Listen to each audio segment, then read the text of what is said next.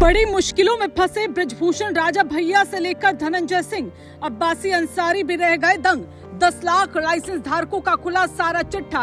अब क्या करेंगे योगी? हाईकोर्ट की सख्ती के बाद यूपी में हथियार लाइसेंस पर मचा हड़कंप। क्या बढ़ेगी बृजभूषण और राजा भैया की मुश्किलें? सियासी गलियारों में उठ रहे सवाल, अब क्या होगा आगे? मुख्तार के बेटे अब्बास अंसारी के 8 हथियारों की चर्चा फिर से तेज। खिलाड़ियों को मिले नियमों का होगा फायदा। योगी सरकार जुटा रही पूरा डाटा, आखिर किस आधार पर जारी हुए लाइसेंस? इस वक्त चारों ओर बृजभूषण, राजा भैया और धनंजय सिंह की चर्चा खूब हो रही है, जिसकी वजह हाईकोर्ट की एक टिप्पणी है जिसने योगी सरकार के अफसरों के भी हाथ पांव को फुला दिया है, क्योंकि कोर्ट ने हथियार लाइसेंसों का पूरा रिकॉर्ड खंगालने को कहा है, जिससे बाहुबलियों के माथे पर चिंता की लकीरें खींचती।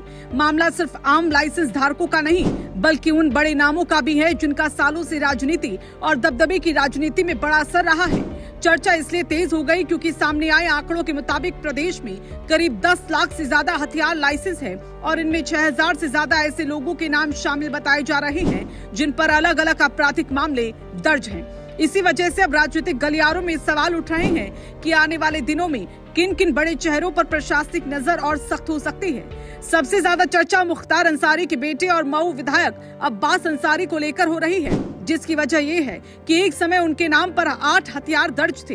हालांकि इसका दूसरा पक्ष भी है। अब्बास राष्ट्रीय स्तर के निशानेबाज रह चुके हैं और आर्म्स एक्ट के तहत खिलाड़ियों को सामान्य नागरिकों से अधिक हथियार रखने की अनुमति मिल सकती है। नियमों के मुताबिक अलग अलग स्तर के निशानेबाजों को 8 से 12 तक हथियार रखने की छूट दी जाती है। यही कारण था कि अब्बास को लाइसेंस मिले थे, लेकिन बाद में उनके खिलाफ दर्ज मामलों और हथियार खरीद से जुड़े विवादों के बाद ये मामला जांच एजेंसियों तक पहुंच गया है और उनके हथियार पुलिस के कब्जे में चले गए। इसलिए बहस अब सिर्फ अब्बास पर नहीं, बल्कि पूरे लाइसेंस सिस्टम पर हो रही है। दूसरी तरफ कुंडा के विधायक राजा भैया का नाम भी लगातार चर्चा में है। उनके चुनावी हलफनामे में 3 लाइसेंसी हथियार दर्ज बताए गए थे। इसके अलावा दशहरा पर हथियारों के प्रदर्शन की तस्वीरें भी खूब चर्चा में रही थी।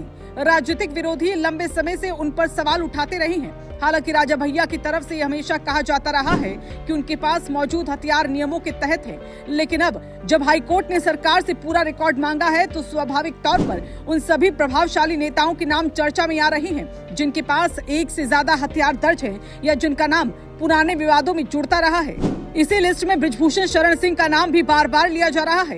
पूर्व सांसद और पूर्व कुश्ती संघ अध्यक्ष रहे बृजभूषण के नाम पर भी चुनावी हलफनामे में कई हथियार दर्ज बताए गए थे। लेकिन सवाल ये उठ रहा है कि अगर सरकार और प्रशासन पूरे प्रदेश के लाइसेंसों की समीक्षा करेगा तो क्या पुराने मामलों और रिकॉर्ड्स की भी दोबारा जांच होगी? रिपोर्ट्स की माने तो सरकार के हलफनामे के अनुसार प्रदेश में 25,000 से ज्यादा ऐसे लाइसेंस धारक हैं जिनके पास 1 से ज्यादा हथियार है। वहीं 20,000 से ज्यादा परिवार ऐसे बताए गए जिनमें 1 से ज्यादा लाइसेंस मौजूद है। यही आंकड़े अब प्रशासनिक और न्यायिक जांच का आधार बन रहे हैं।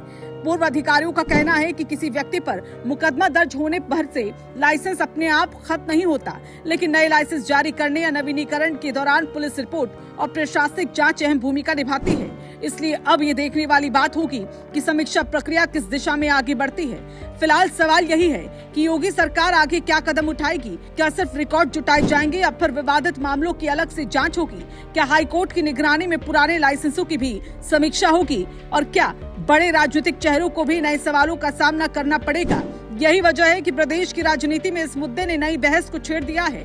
अब्बास अंसारी से लेकर राजा भैया और बृजभूषण शरण सिंह तक कई नाम चर्चा में हैं, लेकिन अंतिम फैसला जांच और कानूनी प्रक्रिया के आधार पर ही तय होगा।